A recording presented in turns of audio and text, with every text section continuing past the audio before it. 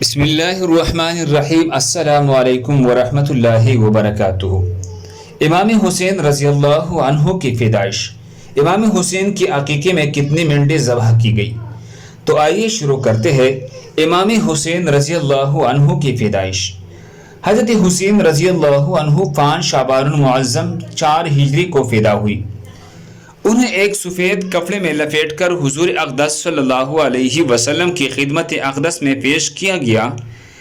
حضور صلی اللہ علیہ وسلم نے ان کے دائیں کان میں اذان دی اور بائیں کان میں اقامت پڑھی، پھر کوئی چیز چبا کر ان کے تالوں کو لگائی اور ان کے منہ میں اپنا لعاب دہن ڈال کر ان کے لیے دعا فرمائی، پھر ان کے سر پر خلوق نامی خوشبو لگائی اور انہیں حضرت فاطمہ رضی اللہ عنہا کی حوالہ کر دیا۔ پھر ننھے حسین کا سر منڈوا گیا اور بالوں کے وزن کے مقدار چاندی صدقہ کی گئی۔ حضور صلی اللہ علیہ وسلم نے ان کا نام رکھا۔